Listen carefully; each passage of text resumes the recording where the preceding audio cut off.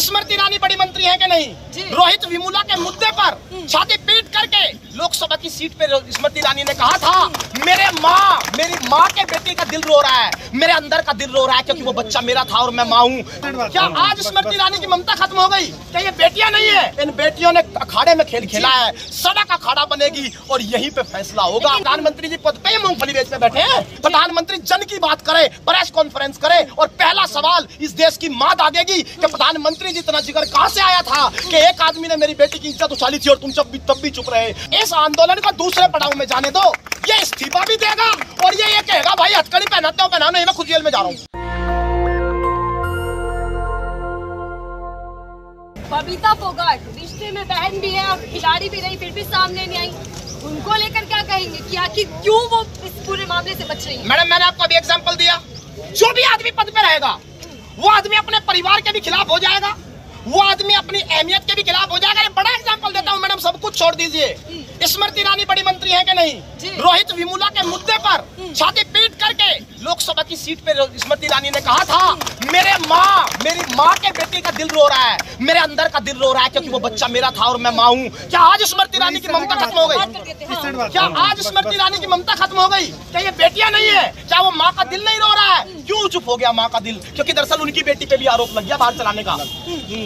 अपनी बेटी को मुश्किल से बचा पाई, किसी की बेटी को क्या न्याय देगी? और एक बात मैं आपको कह रहा हूँ, ये गोदी मीडिया अपने झंडे जहाँ टांगने टांग ले, इसके गुलाम नहीं हम। हमने इन्हीं बरसती बूंदों में किसान आंदोलन की छवि गढ़ी थी, इन्हीं आरोपों में खालिस्तानी आतंकवादी आंदोलन, जीवी पाकिस्तानी, ब्रिटेन से फंडिंग, सब आरोपों को झेलते हुए हम बारिश में नहाते हुए, मेरे बुजुर्ग सर्दियों में जान गंवा गए। 700 किसानों की शहादत का इतिहास इस देश ने लिखा था मैडम। प्रधानमंत्री भले ही ना बोले, 700 किसानों की शहादत से इस देश में हमने एक ज्वाला लिखी है किसान आंदोलन की। इसी वजह से आज कनाडा और ब्रिटेन में ट्रैक्टर निकल करके संसद घेरे जा रहे हैं। एक अगली कहानी यहाँ से लिखी जाएगी। इन बेटियों ने अखाड़े में खेल खेला है, सड़क अखाड़ा बनेगी और यहीं पे फैसला होगा। हम जाने वाले नहीं। अखाड़ा बन चुका है, ये भी कहा जा रहा है। मैडम राजनीति का अखाड़ा मैं पूछ रहा हूँ कि जो ये बैठे प्रधानमंत्री जी पद पे मूंगफली बेच पे बैठे हैं, ये मूंगफली बेच के बैठे हैं क्या? इन्होंने राजनीति ही की होगी।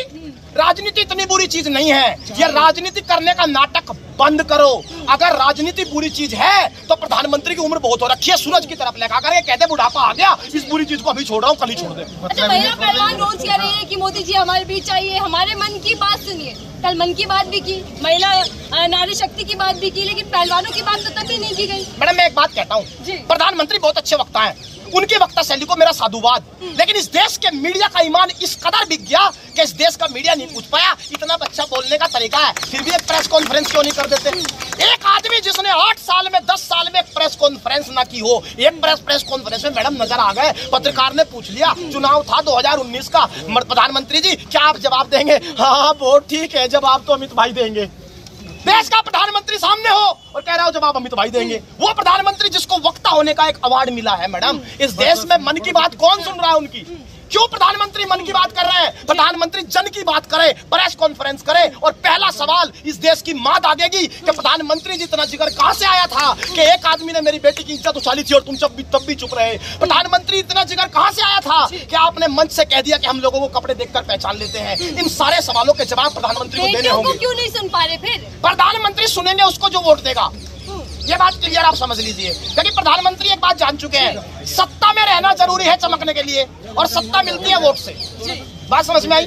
मैंने आपको कल भी कहा था मैडम, इस बात को समझ लीजिए कि इस देश में ऐसा क्या बदल गया कि वही प्रधानमंत्री का घर जो कल साक्षी मलिक के लिए लंच के लिए खुला था, आज उसके दरवाजे बंद कर दिए गए। क्यों? क्योंकि इस बार घेरे में अपना एक आदमी है जिसको 1996 से आज तक समर्थन मिला है। तो ये तमाम बातों पे बात होगी मैडम। प्रधानमंत्री आज मुंह छुपा सकते हैं, कभी तो सामने आएंगे। इस देश में एक बात प्रधानमंत्री जान ले, मुझे पता है कि ये दूरी 8 किलोमीटर की 5 किलोमीटर की दूरी 5000 किलोमीटर हो गई प्रधानमंत्री के लिए। जंतर मंतर की तरफ तो आप सुबह उठ के भी नहीं देखते। ये कहते हैं कि मैं सुबह उठते ही सबसे पहले सबसे मुश्किल काम करता हूँ। प्रधानमंत्री ने अपने इंटरव्यू में कहा है, पूछ लीजिए आज सबसे मुश्किल बात है, सवाल है बेटी की इज्जत का, तो कर दीजिए सुबह उठ करके सबसे मुश्किल सवाल को हल, अगर आप में इतना जिगर है मुश्किल सवालों को हल करने का। प्रधानमंत्री इधर नहीं आएंगे, लेकिन एक बात आज आपके जरिए प्रधानमंत्री को कहना चाहता हूँ, प्रधानमंत्री जनता के बीच तो जाएंगे। कर्नाटक में आजकल घूम रहे हैं, बड़ी बड़ी बातें कर रहे हैं। बातें प्रधानमंत्री के पास दो ही होती हैं, पहला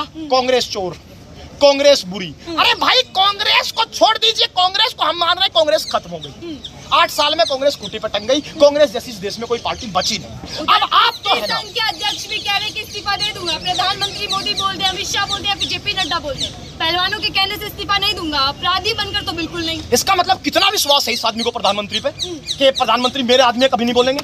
कितना विश्वास है इस आदमी को? देखो तुम, इस आदमी ने इतनी बड़ी बात क्यों कही होगी? क्योंकि इसके पीछे एक विश्वास खड़ा है। ये जानता है कि प्रधानमंत्री कभी नहीं बोलेंगे, इसलिए सामने प्रधानमंत्री को ही कर।